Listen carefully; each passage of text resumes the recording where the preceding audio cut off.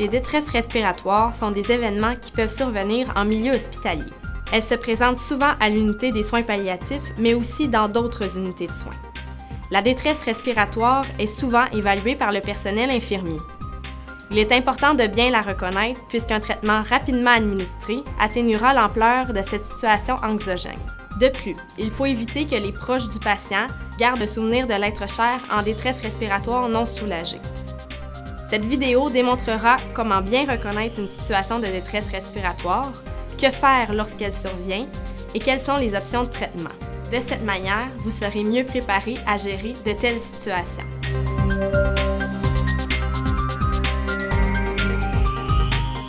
Certains patients sont plus à risque de présenter des détresses respiratoires. Par exemple, ceux souffrant de cancer, d'embolie pulmonaire, d'aspiration, d'asthme et de maladies pulmonaires obstructives chroniques, d'insuffisance cardiaque, d'épanchement pleural, d'anémie, de douleurs mal contrôlées, d'anxiété et d'hyperventilation, de même que d'hémorragie massive.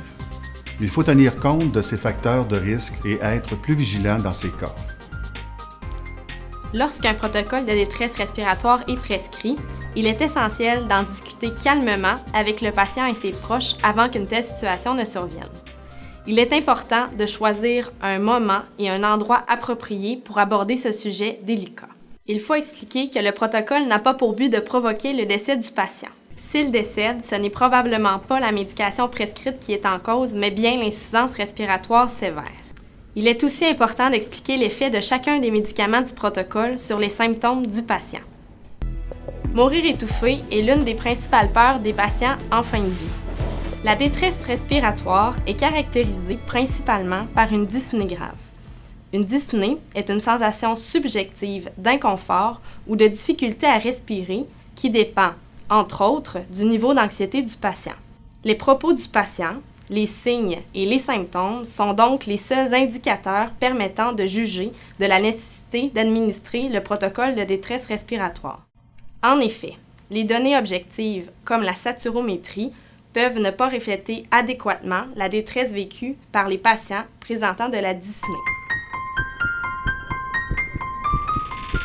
L'agitation, l'anxiété intense et la panique peuvent être présentes lors d'une détresse respiratoire.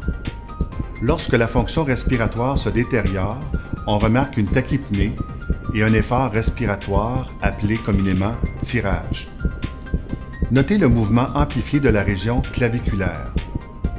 D'autres signes comme une gêne respiratoire constante, un effort marqué pour prononcer 2 à 3 mots, de la cyanose, de la diaphorèse, de même qu'une attention centrée sur la recherche d'air, peuvent aussi être présents. De plus, l'inconfort du patient peut être caractérisé par un faciès en douleur, le front plissé par exemple. Attention, les râles ne sont pas de la dyspnée et ne justifient pas à eux seuls l'application du protocole. Ils correspondent plutôt à un bruit engendré par le mouvement oscillatoire des sécrétions qui s'accumulent dans l'arrière-gorge. Les symptômes de détresse respiratoire doivent être traités afin de diminuer l'effort respiratoire et augmenter le confort du patient. Comme il a été mentionné précédemment, il est important de discuter du protocole avec le patient et ses proches avant son administration. Lorsqu'une détresse survient, il est primordial d'informer le patient de la situation et de lui rappeler que nous pouvons lui administrer des médicaments pour le soulager, mais que cela peut aussi induire une sédation profonde. Selon son confort, l'administration du protocole peut être retardée afin de lui laisser le temps en compagnie de ses proches. Cependant, l'urgence de la situation peut ne pas le permettre. Au moment où une infirmière identifie une détresse respiratoire chez un patient, elle confirme avec une autre infirmière le besoin d'administrer le protocole de détresse respiratoire. Dès ce moment, une infirmière doit rester au chevet du patient en tout temps pendant que sa collègue va chercher le premier médicament à administrer, soit la benzodiazépine. Dans un deuxième temps, l'opiacé et la scopolamine peuvent être préparés. Les mesures non pharmacologiques sont très importantes afin de diminuer l'angoisse du patient et de ses proches. Premièrement, il est important d'adopter rapidement une attitude calme et rassurante. Un contact physique aidera à diminuer l'anxiété du patient. Deuxièmement, une brève explication de ce qui est en train de se passer et du plan de traitement envisagé permettra aussi de le rassurer. Troisièmement, une pièce bien aérée et fraîche aidera le patient à reprendre le contrôle de sa respiration. Par exemple, s'il est disponible, l'utilisation du ventilateur dirigé vers le visage du patient pourra améliorer l'aération de la pièce. Puis, le fait de placer le patient en position semi-assise, si cela est possible, peut l'aider à mieux respirer. Toutefois, la meilleure position sera celle étant la plus confortable pour le patient.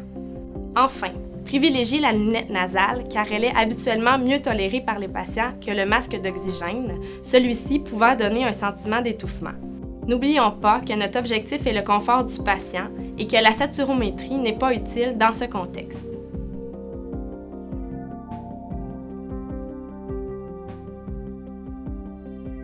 La prochaine partie de cette vidéo traitera de la pharmacothérapie liée à la détresse respiratoire. Les médicaments inclus dans un protocole de détresse respiratoire permettent d'obtenir rapidement le soulagement de la dyspnée grave et donc d'atteindre notre objectif, le meilleur confort possible pour le patient. Nous verrons en détail chacun de ces médicaments. L'information qui sera présentée, telle que les doses, ont été tirées en partie du guide pratique des soins palliatifs. Le protocole de détresse respiratoire peut légèrement différer d'un établissement à un autre. De plus, nous élaborons davantage à propos de la voie sous-cutanée car elle est la plus utilisée et la plus facile d'exécution dans un contexte de soins palliatifs. La voie intraveineuse pourrait être exceptionnellement utilisée lors de certaines situations critiques, comme une hémorragie massive. D'ailleurs, lors d'une telle situation, il est judicieux d'utiliser des serviettes de couleur rouge pour masquer l'aspect visuel troublant d'une grande quantité de sang. Cette utilisation aidera à diminuer l'anxiété du patient et de ses proches. D'abord, le protocole de détresse respiratoire comprend une benzodiazépine, comme le midazolam, aussi appelé Versed, qui permettra de soulager la dyspnée et de diminuer l'anxiété du patient, et ce, rapidement.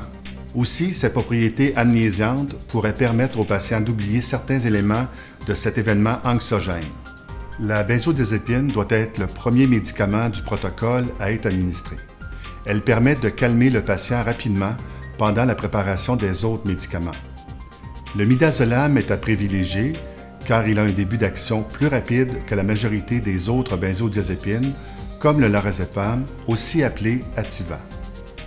En effet, le début d'action du lorazépam est d'environ 20 à 30 minutes, alors que celui du midazolam est 2 fois plus rapide, soit environ 10 minutes. Les doses vont varier selon le poids du patient et sa prise habituelle de benzodiazépine. Par la suite, un opiacé et un anticholinergique seront administrés. L'opiacé contribue à diminuer les symptômes de détresse respiratoire car il diminue la sensibilité à l'hypercapnée.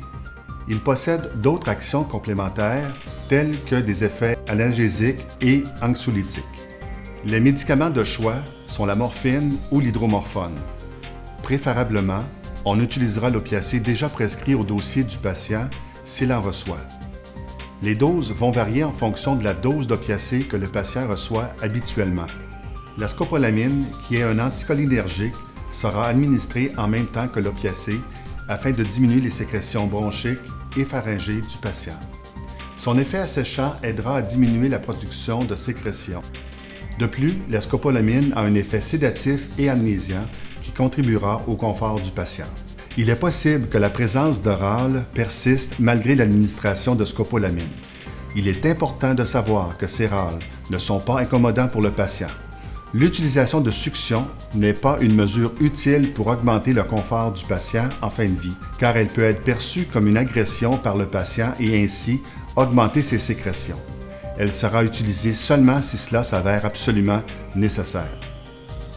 D'autres médicaments peuvent être utilisés de façon concomitante, tels le salbutamol en nébulisation ou les corticostéroïdes lors de bronchospasmes.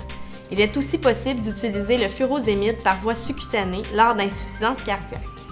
De plus, les neuroleptiques peuvent être utilisés si l'agitation persiste malgré l'administration du protocole de détresse. Ce protocole de détresse respiratoire peut être répété 1 à 2 fois, 20 à 30 minutes après l'administration précédente si les objectifs ne sont pas atteints. L'équipe médicale devra être avisée si le patient demeure en détresse respiratoire. L'administration du protocole est indépendante des ordonnances prescrites pour l'analgésie. Il doit être administré au même titre qu'une entredose. Il est donc important de respecter l'horaire habituel d'administration des opiacés du patient. La détresse respiratoire est souvent un facteur de mauvais pronostic. L'administration des médicaments du protocole de détresse respiratoire peut amener une sédation profonde. Cependant, s'il advenait un décès à la suite de l'administration du protocole, il est important de mentionner aux proches qu'il est plus probable que ce soit dû à l'insuffisance respiratoire elle-même plutôt qu'aux médicaments administrés. Les mesures pharmacologiques et non pharmacologiques visent le confort du patient avant tout. Les signes et symptômes de détresse sont souvent mieux contrôlés à l'aide d'un tel protocole, ce qui permet au patient et à ses proches de vivre cette étape avec plus de calme et de confort.